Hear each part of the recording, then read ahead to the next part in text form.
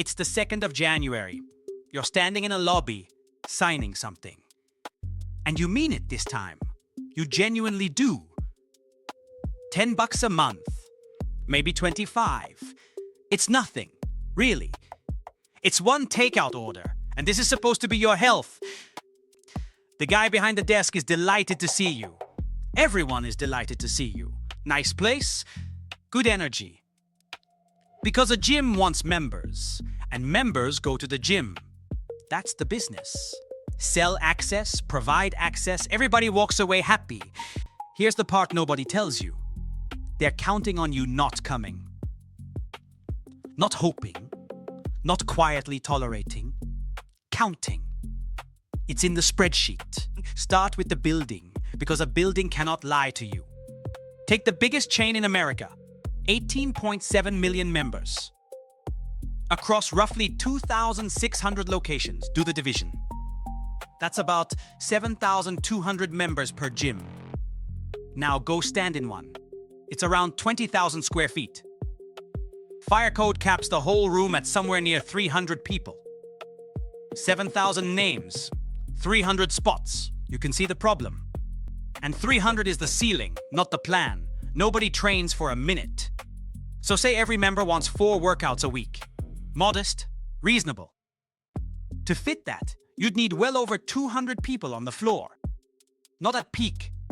At all times. Every hour those doors are open.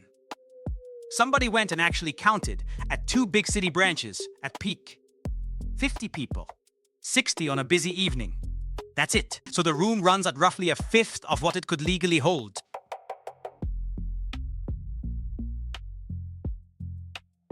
While the list of members says it should be jammed all day, that gap isn't a failure of the business.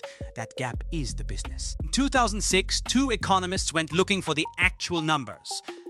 Stefano Della Vigna and Ulrike Malmendier at Berkeley. Real paper, real data.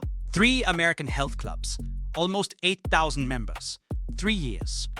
Not what people said they did, what the door record said. The members on the monthly plan were paying over $70 a month, and they turned up 4.3 times. Not 4.3 times a week, 4.3 times a month.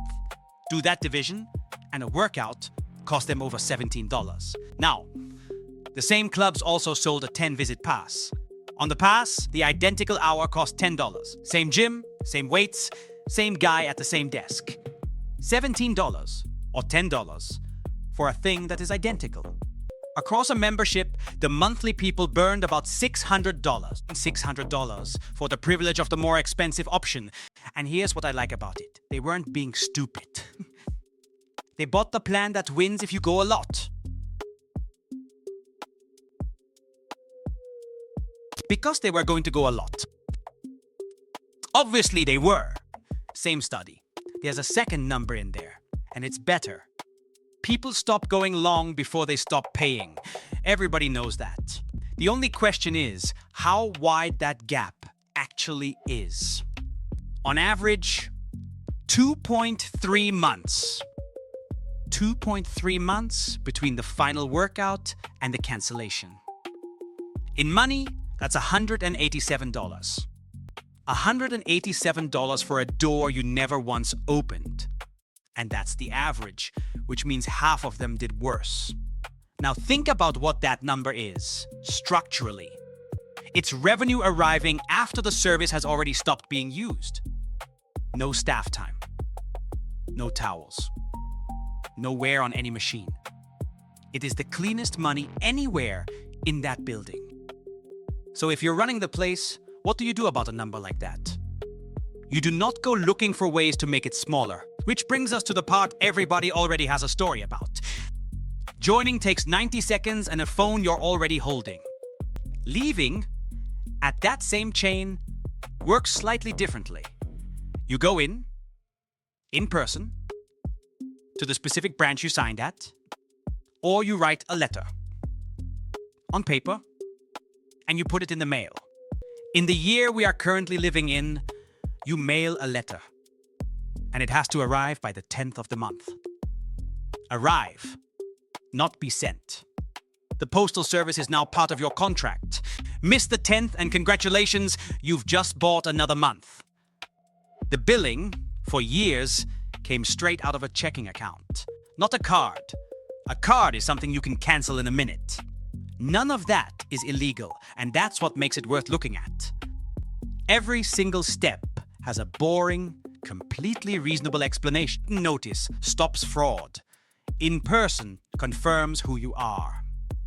The 10th is just where the billing cycle happens to sit. Each one, on its own, is genuinely fine.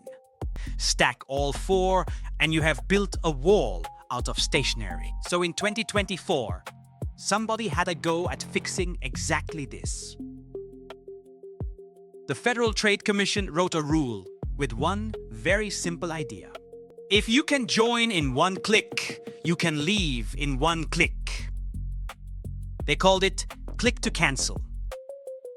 Everybody understood it instantly. Subscriptions, free trials, and yes, gyms.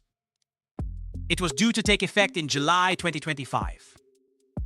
Days before it did, a federal appeals court threw the whole thing out. And here's the bit that actually matters.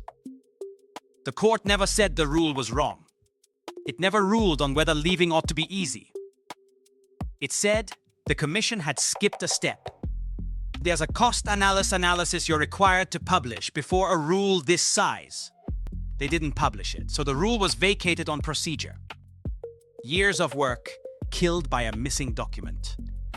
A wall of paperwork taken down by paperwork. So let's go back to that lobby on the 2nd of January. What did you actually buy that morning? Not a gym. The gym cannot fit you. We did that arithmetic. You bought a forecast. Your forecast. About you. The gym simply wrote it down and put a price on it. And now I have to be fair, because this genuinely cuts both ways. $10 a month is cheap. It's absurdly, historically cheap.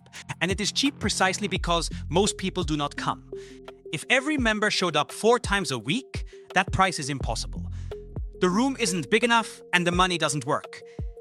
Everyone who never goes is quietly subsidizing everyone who does, which means the guy who is in there 5 days a week is winning. Genuinely winning.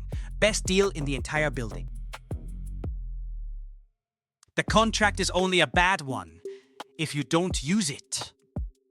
So the fine print isn't buried somewhere in the contract. It's in you. They're not selling you a gym. They're selling you the odds. And they have watched those odds play out a lot more times than you have.